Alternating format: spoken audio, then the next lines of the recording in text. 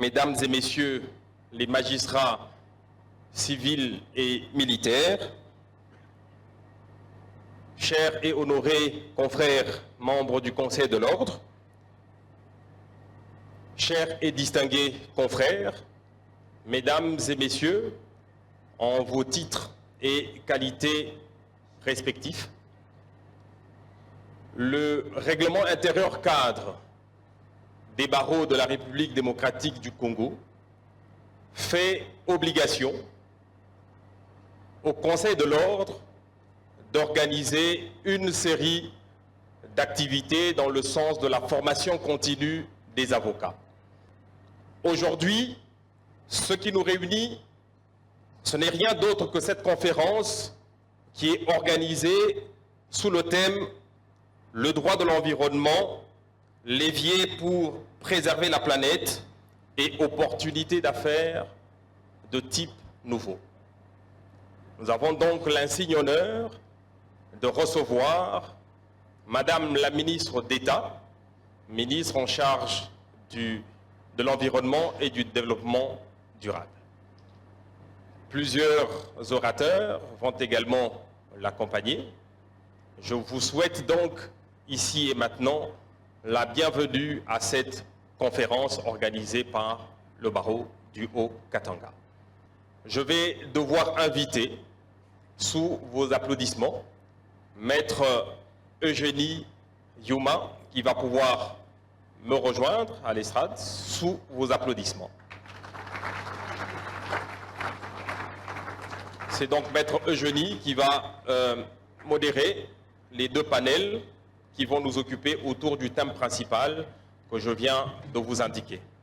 Nous nous réunissons ce jour dans le cadre de la formation continue promue et tenue par le Conseil de l'Ordre de notre cher et tendre barreau afin de tenir cette conférence. Le thème retenu à l'ordre du jour est le droit de l'environnement, levier pour préserver la planète et opportunités d'affaires de type nouveau. Ainsi que précédemment relevé, autour de ce thème s'articulent des sous-thèmes qui seront développés par les différents panélistes ou orateurs qui défileront devant vous. Je m'en vais tout de suite appeler à l'estrade Maître Bwissa Visser-Dignité, qui est l'une des intervenantes, des oratrices, qui, je l'espère, voilà, sous votre ovation, bien évidemment. Donc, j'étais en train de dire que Maître Bwissa Visser, je vais en profiter pour vous présenter, est avocate au barreau de Bruxelles. Elle est spécialisée en droit environnemental en République démocratique du Congo, inscrite au barreau de l'Ituri et de Bruxelles, comme je le disais. Et elle est également auteure de plusieurs livres à son actif. Elle est consultante en travaux de recherche, de conformité environnementale en République démocratique du Congo, dans la région d'Afrique centrale, notamment le Congo-Brazzaville, la République centrafricaine, le Cameroun, l'Ouganda, le Kenya, le Burundi, et dans l'Union européenne, notamment le Benelux. Cher maître, votre curriculum vitae est aussi long que mon bras. Je ne saurais le détailler en ce moment-ci. Donc, de manière succincte, voilà un peu en quoi consiste la présentation de maître Visser, que je prie de bien vouloir prendre parole afin de développer son thème qui s'articule autour de la conformité environnementale des entreprises opérant en République démocratique du Congo, cas des entreprises du secteur minier. Je vous en prie, cher maître. Bachi pour ces assises autour de l'environnement. S'il y a 3 ou 4 personnes qui sont vraiment contents ou pour cette journée, je pense que je suis la première personne parce que ce sont des moments que j'avais toujours attendus pour qu'on parle autour de la question d'environnement.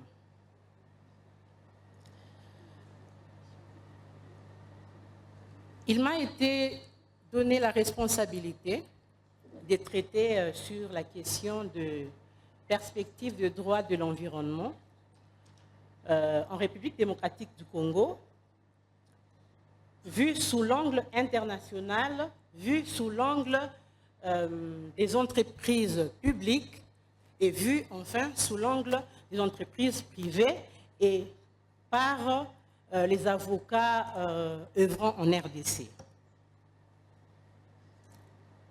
Mesdames et messieurs, j'aimerais d'abord nous rappeler une chose. La République démocratique du Congo,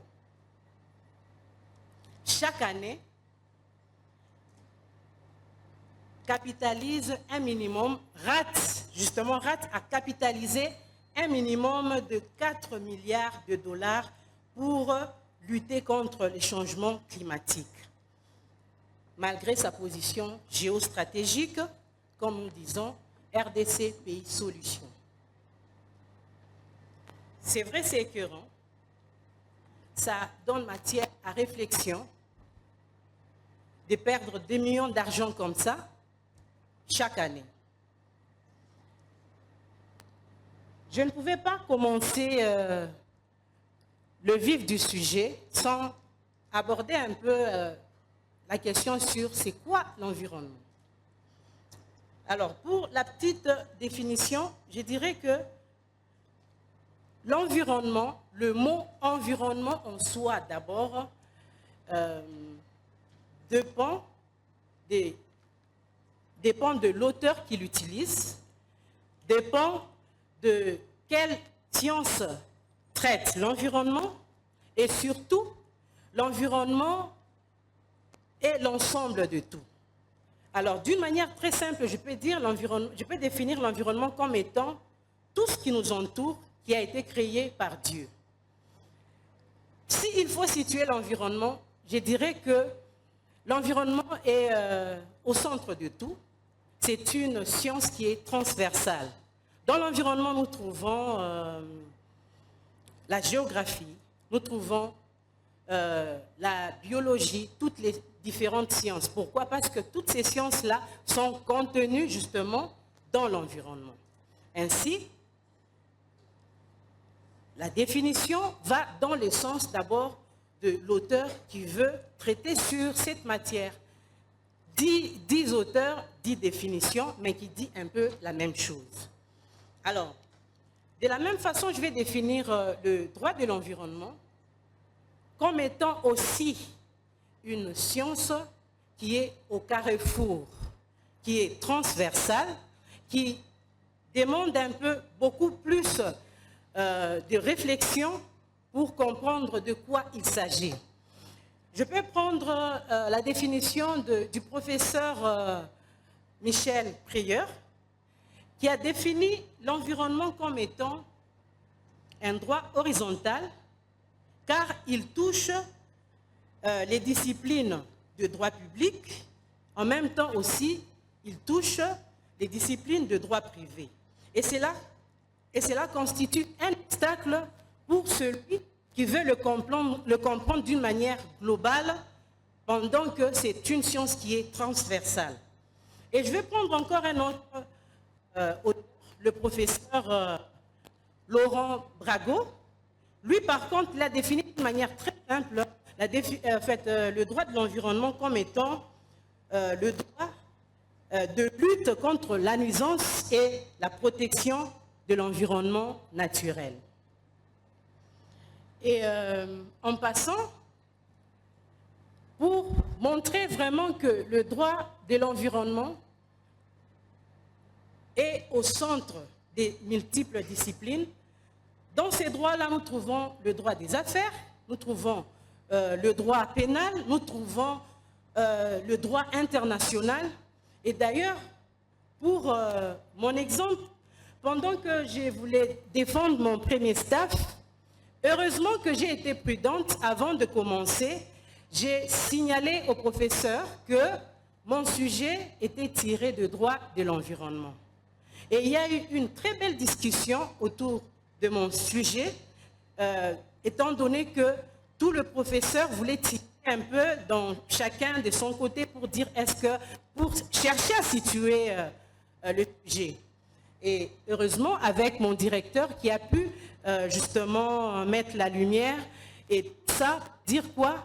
Le droit de l'environnement est une nouvelle matière, mais qui n'est pas encore trop exploitée dans le monde des juristes. Alors, pour le plan,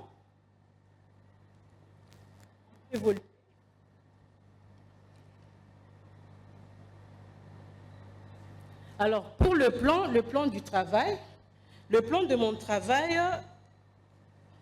je crois que j'avais déjà, on est déjà passé. Bon, je viens de parler de quoi? De droit de l'environnement. Aussi, en passant, d'ailleurs, pour préciser, notre droit interne, donc notre droit de l'environnement, c'est un droit qui est aussi évolutif au Congo. Pour preuve, nous avons notre loi cadre. Si vous pouvez d'abord retourner, s'il vous plaît. Notre loi cadre qui est justement la loi... vous pouvez retourner un peu, s'il vous plaît.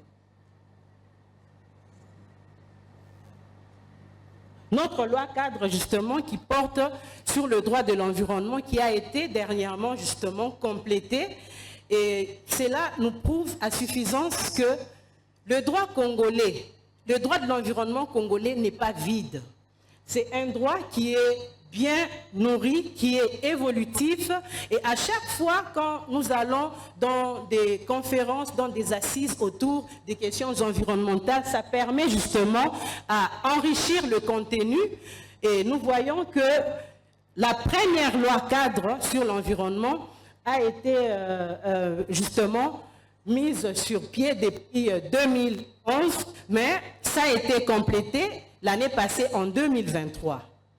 Et dans le contenu de ce qui a été complété, nous voyons qu'on a encore élargi en ajoutant certaines dispositions en rapport avec la lutte contre le réchauffement climatique et consorts, ce qui nous montre à suffisance que le droit environnemental congolais est vraiment évolutif.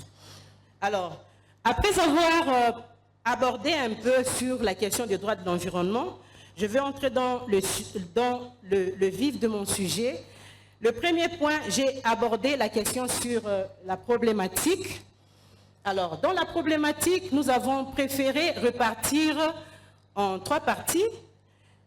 La problématique sous l'angle international.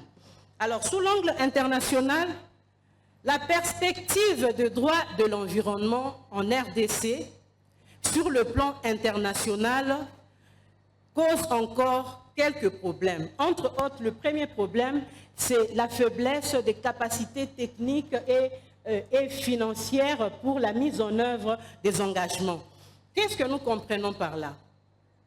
La RDC en soi a eu à signer, à faire partir de beaucoup de conventions internationales, telles que la loi cadre, telles que l'accord de Paris de 2015, telles que la convention cadre sur le réchauffement climatique, la convention sur la biodiversité, ainsi de suite.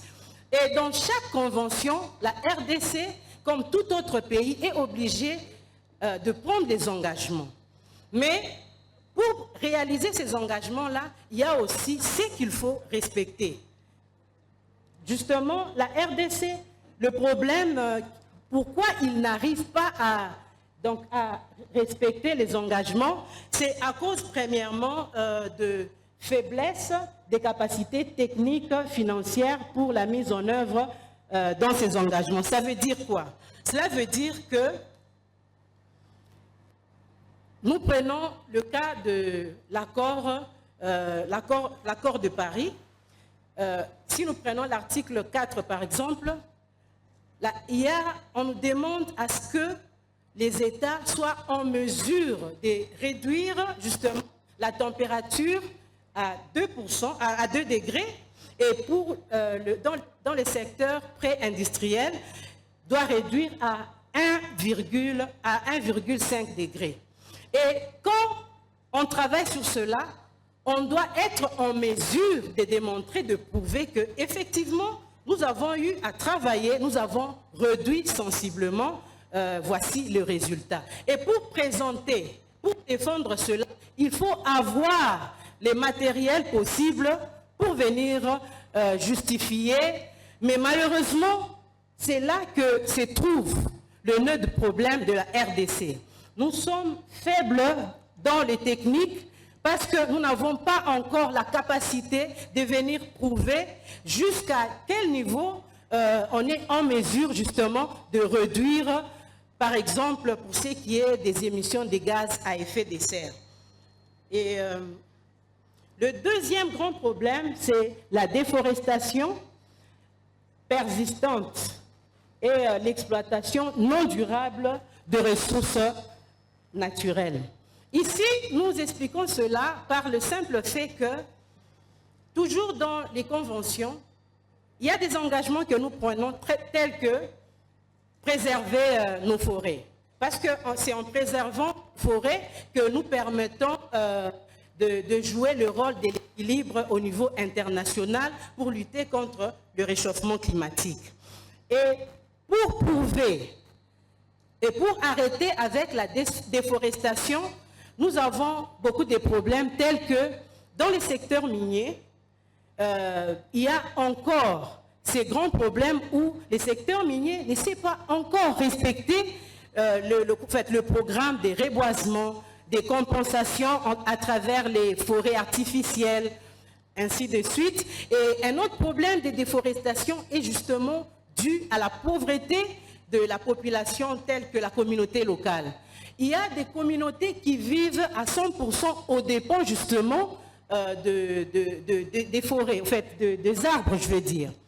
Et en principe, pour les détourner de déboisement pour les mettre dans une autre activité, il faut un plan d'aménagement, il faut les budgets à affecter, il faut des programmes d'adaptation.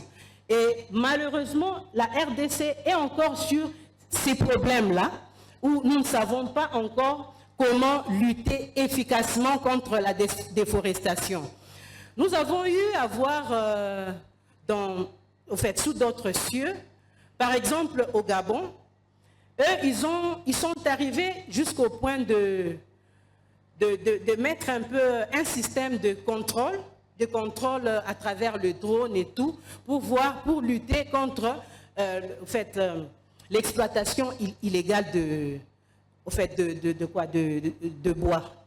Ainsi, ce sont des choses qui demandent d'abord l'investissement, qui demandent un paquet d'argent pour y arriver. Et un autre problème que la RDC, auquel la RDC est soumise, c'est la faiblesse dans la gouvernance et coordination institutionnelle. Ici, qu'est-ce que nous voulons dire? Ici, nous voyons la superposition dans beaucoup de ministères. Nous trouvons que dans un secteur bien précis, on peut affecter 2 ou 3 ministères pour gérer un seul secteur. Par exemple, dans la gestion des ressources naturelles, nous voyons des conflits, par exemple, les miniers avec le ministère de Mines avec le ministère de l'Environnement. Parfois aussi même, on ajoute le ministère de l'Agriculture.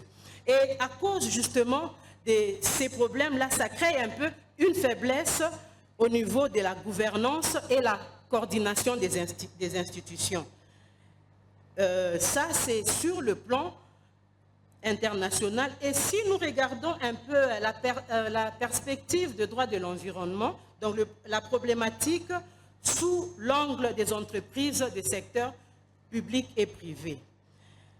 Le plus grand problème ici, c'est d'abord le non-respect de l'application, et dans l'application et le suivi des lois existantes.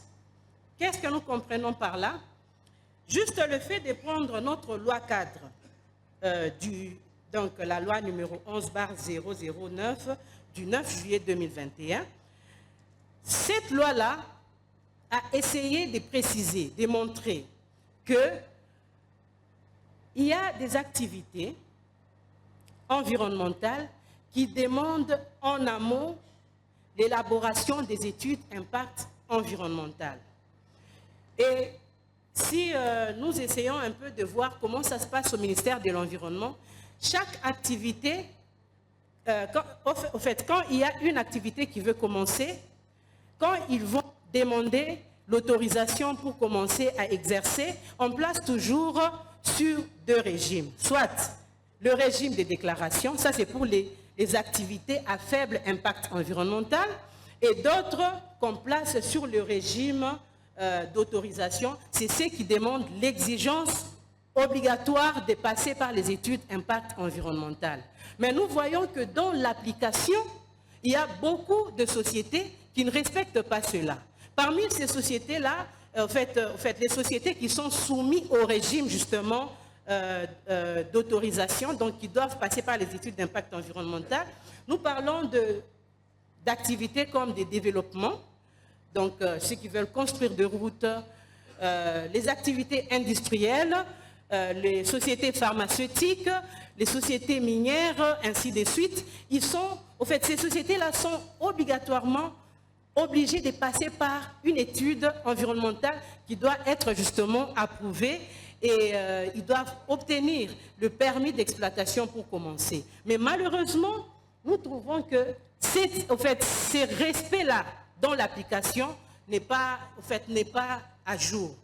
Et quand j'essaie aussi de voir à Kinshasa, nous voyons les ONG, les entreprises privées qui se créent comme pas mal pour se lancer dans le marché carbone afin de bénéficier de la finance carbone. Et à part la finance carbone qui est une opportunité qui peut être justement profitable, que ce soit dans les secteurs publics, que ce soit dans les secteurs privés. L'autre opportunité, c'est de développer les énergies renouvelables. Alors ici, juste par le potentiel que a la RDC à travers le fleuve Congo, nous avons par exemple le barrage d'Inga et nous savons que ça a la capacité de ravitailler même toute une région. Et c'est sur base de ça que beaucoup de sociétés se créent à travers cette question justement de développer les énergies renouvelables, s'élancent pour apporter un peu un plus et bénéficier des financements qui sont disponibles. Nous prenons aussi la conservation et gestion durable de forêts, cas par exemple du programme RED+.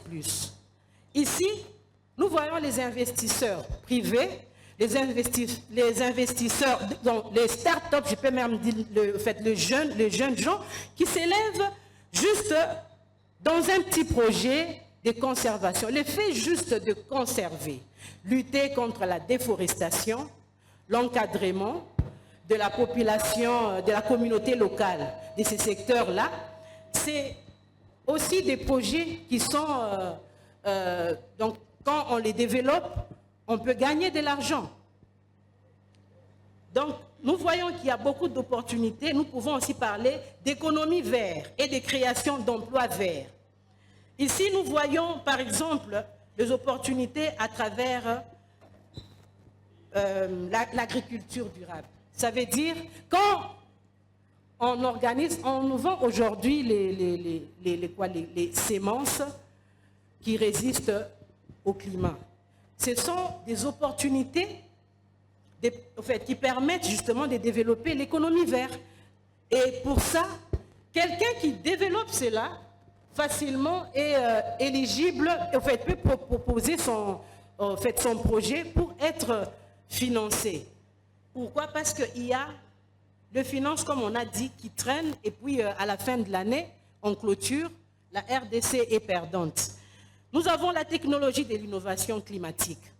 Dans la technologie de l'innovation climatique, ici, je peux juste donner un exemple, c'est de lutter contre les émissions de gaz à effet de serre, qui sont justement à la base de la destruction de la couche d'ozone.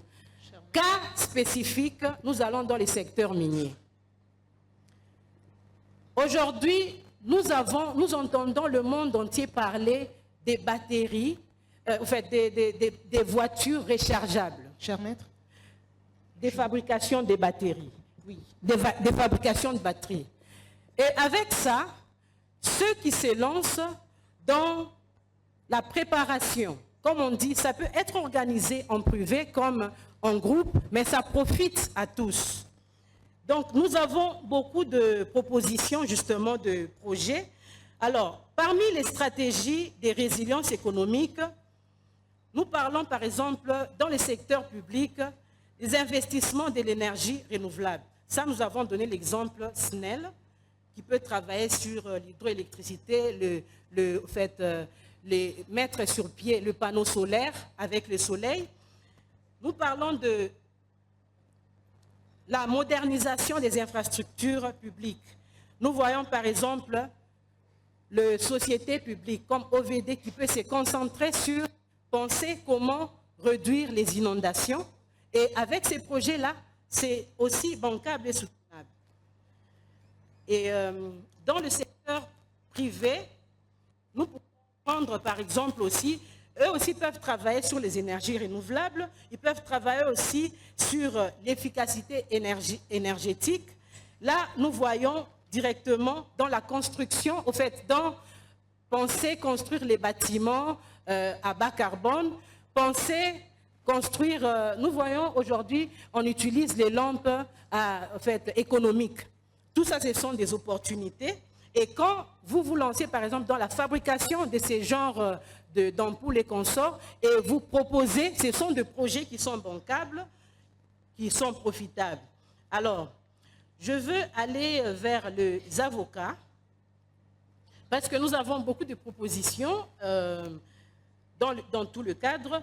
Alors, pour les avocats, déjà, nous disons que les avocats sont des techniciens de droit. Qui dit avocat, qui dit droit, tout avocat, peu importe la quintessence de ces droits-là, peut toujours s'y mettre, comprendre et travailler. Alors, dans ces cadres ici, de l'environnement, quels sont les rôles que peut jouer l'avocat? Premièrement, le renforcement des cadres juridiques environnementaux. Nous voyons que nos tests juridiques présentent encore beaucoup de lacunes, surtout dans les mesures d'application. Il suffit seulement de se rendre dans les conférences des parties. Nous comprendrons premièrement combien il y a de déficit chez nous dans nos lois internes. Alors, travailler sur le plaidoyer et la sensibilisation pour la protection de l'environnement. Ce sont des projets, ce sont des activités. On a besoin d'avocats parce que c'est... D'ailleurs, quand on parle de sensibiliser là, sur la protection de l'environnement, nous voyons d'abord transmettre la connaissance sur ce qui est des lois en vigueur. Et nous abordons la question sur la protection des droits des communautés locales et la population autochtone. Ça, déjà, il y a beaucoup d'avocats qui le font. Nous avons la promotion de la responsabilité sociétale des entreprises. C'est un secteur qui est aussi vraiment prometteur. Pourquoi? Parce que les avocats se limitent juste à conseiller les sociétés sur ce qui est du droit pur, du droit de l'entreprise. Mais on ne regarde pas le côté environnemental. La RSE, c'est un côté qui est aussi rentable pour l'avocat. Alors, nous parlons de renforcement des capacités juridiques en matière de l'environnement. Ça, c'est parmi le grand rôle que joue notre réseau, le réseau des juristes de l'environnement de l'Afrique centrale. Là, nous prenons donc la formation, l'encadrement de l'avocat pour comprendre le droit de l'environnement. Et nous allons même leur pour dire, par exemple pour ce qui est des mandataires en mine, parlons de formation, nous encourageons d'être mandataires en mine, mais il y a encore moyen d'ajouter un plus. Dans quel sens? Cher maître, aujourd'hui, oui, je suis déjà presque à la fin. Exactement. Alors, aujourd'hui, quand nous parlons des mandataires en mine, nous devons penser à maîtriser d'abord le minerai. Ainsi, sous d'autres cieux, dans le droit évolutif, nous parlons même de l'économie de droit des cobaltes. Nous parlons de l'économie des droits des lithium, de tout le minerai, et même nous allons plus bas dans ce qui est de la médecine moderne. Tous ces arbres-là, tout ce qu'on utilise là, ça constitue donc un plus pour un avocat qui comprend. Voilà un peu, et nous parlons aussi des études d'impact environnemental qui est un secteur vraiment rentable pour les avocats. Et pour conclure, nous disons tout simplement en un mot, dans la conclusion, que en veillant sur la protection de l'environnement, nous veillons sur nous, mais nous veillons aussi sur les questions humanitaires. Et en même temps, nous créons les opportunités derrière cette affaire. Donc, le problème de droit de l'environnement, c'est comme un arbre qui cache la forêt derrière.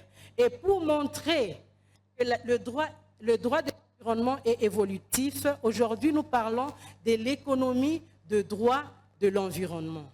Et c'est avec ces petits mots que j'y termine et j'ai dit merci à l'Assemblée pour votre attention et nous vous invitons de tout cœur vraiment de rejoindre le droit de l'environnement qui est un droit pour tous. Donc je vais inviter Maître Bouissa Visser Dignité à prendre parole. Bonjour, je vous rassure déjà que ma présentation ne prendra que 7 minutes. Mais d'habitude, je commence toujours mes présentations par une blague. Alors c'est un monsieur, un vieux monsieur qui est sur le point de décéder, et il appelle son pasteur, son médecin et son avocat. Il donne à chacun 10 000 $ et il leur dit « Vous êtes les gens qui m'avaient accompagné durant toute ma vie, et je voudrais que vous vous assuriez que je sois enterré avec ce montant-là, c'est-à-dire 30 000 $.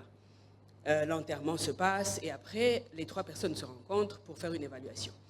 Le pasteur, tout honnête qu'il est, il dit « Bon, je vais être honnête avec vous, je n'ai pas je n'ai pas mis les 10 000 $ dans l'enveloppe, j'ai utilisé 7 000 pour réparer l'église et je sais que le monsieur comprendra parce que c'est pour la bonne cause. » Le médecin dit « Bon, s'il faut qu'on soit honnête, je vais vous dire que bon, j'ai quand même pris 5 000 sur les 10 000, j'ai utilisé ça pour des recherches sur le cancer et je suis sûr que monsieur, le décédé, pourra être content parce que les recherches vont aider à sauver des vies. » Et l'avocat qui dit « Mais comment osez-vous? Moi, j'ai enterré le client, j'ai respecté les demandes de mon client. J'ai enterré le client avec un chèque de 10 000 $. » Aux dernières nouvelles, il paraît que le vieux monsieur rentre l'avocat parce qu'il n'arrive pas à retirer son chèque. Bref, King va m'aider avec la présentation. King, dès que je dis next, vous faites la page suivante. Contrairement à Maître Fofana, qui a fait une belle présentation, au professeur qui a fait une présentation magistrale, moi je suis ici simplement pour vous vendre mes livres, ces 3 livres. Il m'a été demandé de parler de la conformité, et vous me permettrez d'utiliser mon téléphone, parce que là je peux voir la présentation sans me retourner. Donc, je voudrais prendre quelques précautions préliminaires. Il m'a été donné, enfin, au début c'était 30 minutes, maintenant c'est 10 minutes, pour parler de l'environnement. Mais l'environnement, c'est un sujet pour lequel j'ai passé 6 années de doctorat d'études et dans lequel je travaille depuis 10 ans et j'apprends toujours tous les jours. Donc, ce serait prétentieux de ma part de penser que je peux le résumer en 10 minutes. Donc, je vais faire une présentation très succincte et très concrète et pratique pour les juristes. Je sais que les avocats sont très tatillons par le mot juriste, mais permettez-moi d'utiliser ce mot parce que je vois qu'il y a des magistrats militaires ici. On m'a dit qu'il y aurait des juristes d'entreprise dans l'Assemblée. Et donc, c'est une présentation qui parle du rôle de toutes ces personnes et aussi les activistes de droit de l'environnement qui œuvrent dans les organisations non gouvernementales, ONG, parce que toutes ces personnes que moi j'appelle juristes sont des acteurs clés dans la protection de l'environnement, parce que les belles politiques que Madame le ministre prend, les bonnes décisions que Monsieur le gouverneur prenne, sont mises en application avec la participation, l'assistance technique des juristes que nous sommes, que vous êtes. Alors, next. Next, King. La prochaine page. Non? Revenez en arrière. OK, on recommence. Voilà. Donc ça, ce sont les précautions préliminaires. On va à la prochaine? OK. L'environnement, je voudrais souligner un point. Aujourd'hui, nous parlons de l'environnement dans le secteur minier, mais il est important de noter que l'environnement va au-delà. Et qu'en RDC, selon la province dans laquelle on se trouve, l'environnement revêt une différente définition. Enfin, pas définition, mais connotation. Connotation, c'est le bon mot. Dans le Lualaba, en Ituri, chez moi, dans le Haut-Katanga, l'environnement, c'est plus le secteur minier. Dans certaines provinces du centre de la RDC, c'est plus l'exploitation du bois. Et dans d'autres provinces, c'est plutôt le braconnage, l'exploitation des espèces protégées. Mais en réalité, l'environnement englobe le tout. Donc je voudrais souligner ce point. Aujourd'hui, nous parlons du minier, l'environnement dans le secteur minier, mais souvenez-vous que l'environnement va au-delà de ce secteur-là. Next. Next, King. Alors, ma présentation portera sur 3 points, très simplement. Next. Alors, le premier point, c'est la conformité environnementale dans le secteur minier. Quelles sont les exigences? Alors, les exigences environnementales des entreprises, il y en a plusieurs, et je les ai résumées dans ce livre qui a 298 pages, et donc je ne peux pas résumer ce livre en quelques minutes. Mais, next, King, next. Il est important de retenir 3 points. Le premier point, c'est que quand on parle d'environnement, on parle souvent de la loi portant principes fondamentaux de la protection de l'environnement. C'est la loi de 2011 qui a été révisée en 2023. C'est la mère de la protection de l'environnement, mais ce n'est pas la seule loi. Je voudrais souligner qu'il y a plus ou moins 40 lois congolaises, j'insiste congolaises, pas internationales, qui parlent de la protection de l'environnement.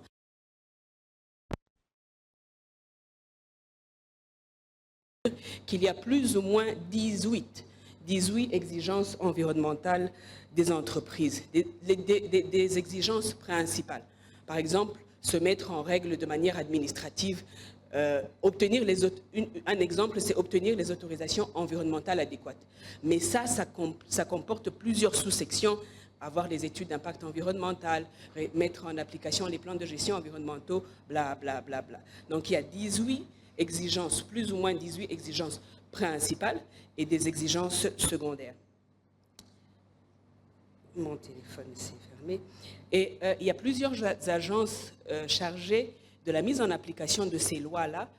Il y a environ, ce que moi j'ai répertorié, 12 agences de l'État chargées de mettre en application les lois environnementales et de veiller au respect de ces lois-là par les entreprises.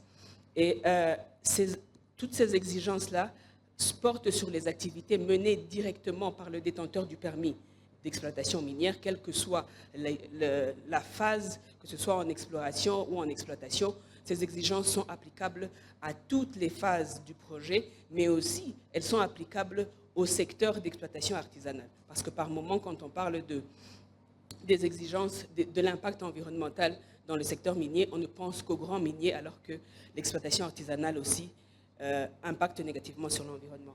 Next, King. Oui. Alors, quel est le rôle des juristes dans la compliance? La compliance, c'est la conformité environnementale. Next, King.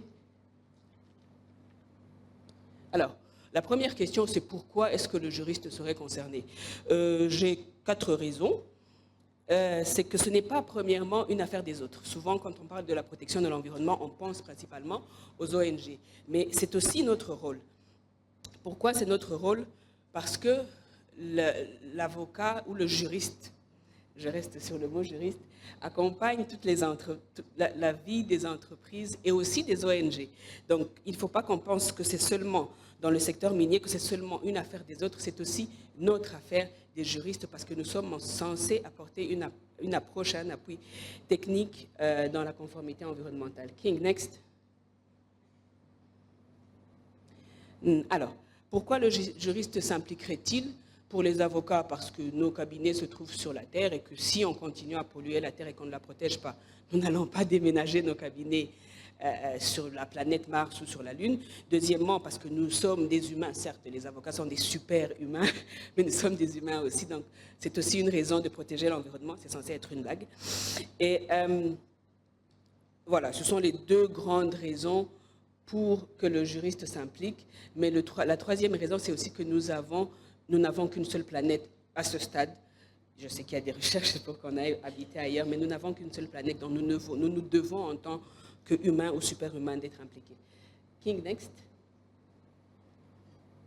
Alors, les débouchés professionnels pour les juristes. Monsieur le bâtonnier, on échangeait avec lui hier et il me disait, mais quels sont les débouchés pour un juriste, pour un avocat dans le secteur environnemental?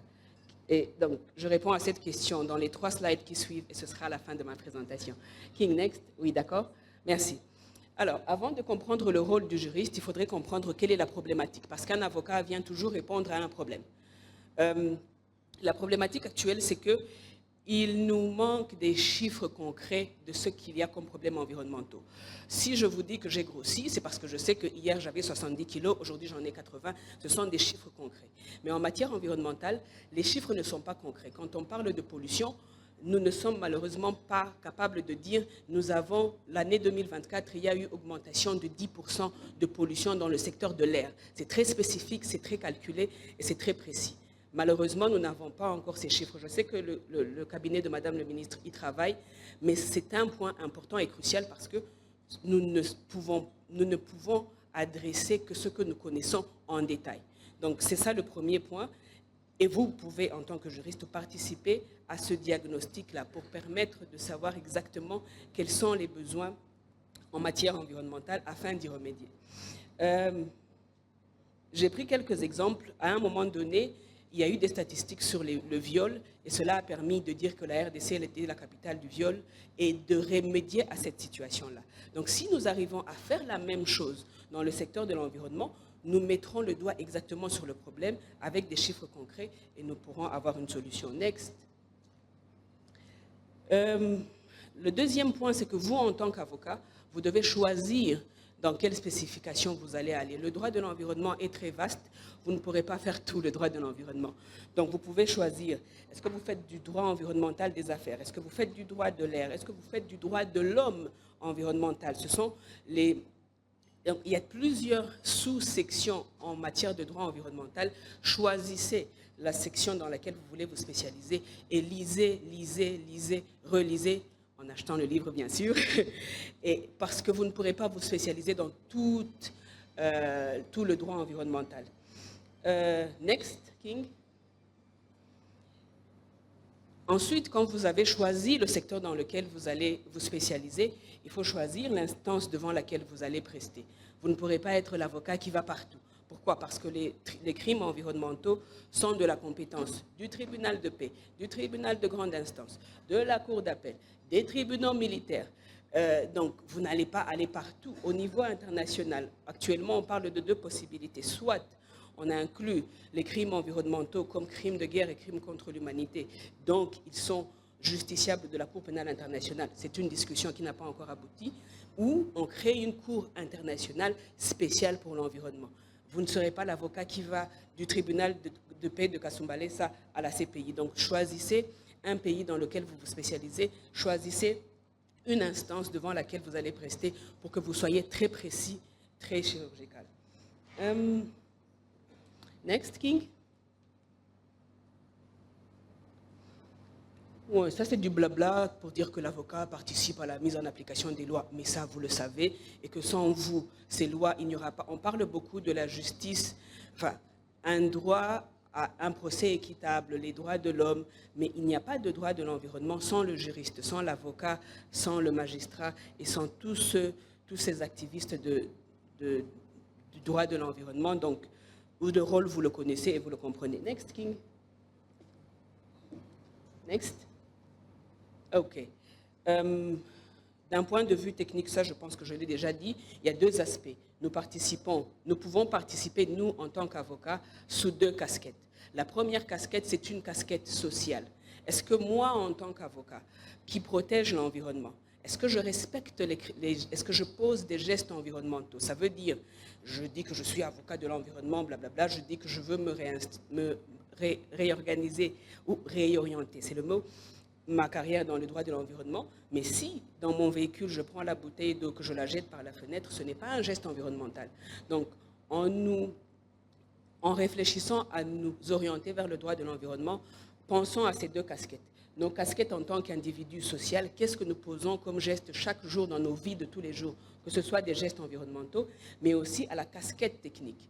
Est-ce que je maîtrise les lois environnementales pour bien apporter l'assistance à mon client?